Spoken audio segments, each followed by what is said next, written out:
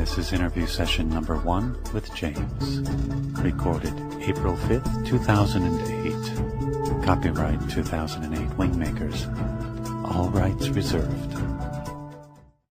Let me switch to another question that I get frequently from readers, which is the Wingmakers materials, at least within the interviews and the Ancient Arrow book, have references to, I guess I'll call it dark forces at least. And for some they stir up feelings of fear and frustration. These are forces we read or hear about all over the place. I guess I'm talking about the Illuminati and the secret government operations and UFO cover-ups and, that kind of stuff. More the conspiratorial end of the continuum. And how do these elements fit into the notion of the higher self becoming a more vibrant part of our life? Because I think to some it feels more like a distraction. It's a good question. Let me try to explain it this way. You'll notice that the first floor of the structure that Lyricus built consists of the Wingmaker's materials.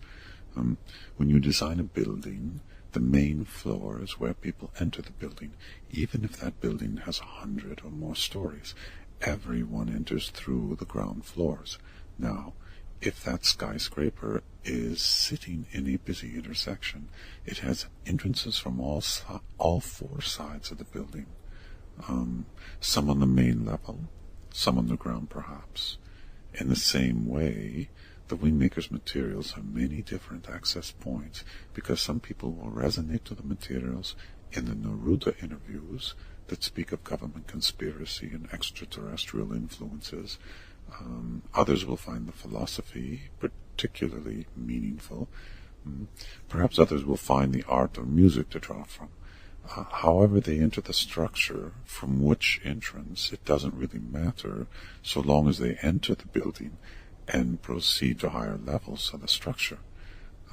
Now, the matter of feeling fear or frustration is a common side effect once people better understand the dark forces and learn how they try to manipulate the systems of culture and government in their favor. But this is also part of the activation, because the individual must again choose to be led by these forces or disengage from them and discern their subtle influence. We don't turn a blind eye to these forces, nor do we fear them. Instead, we see them as part of our family that have lost their connection to the higher frequencies of love, and we send our compassion to them. I would suggest to readers of Wingmakers, do not stop your exploration of these materials in the Neruda interviews or the Ancient Arrow book, but continue your investigation into the Lyricus and Eventables materials, as these will acquaint you with the higher levels of the Lyricus structure.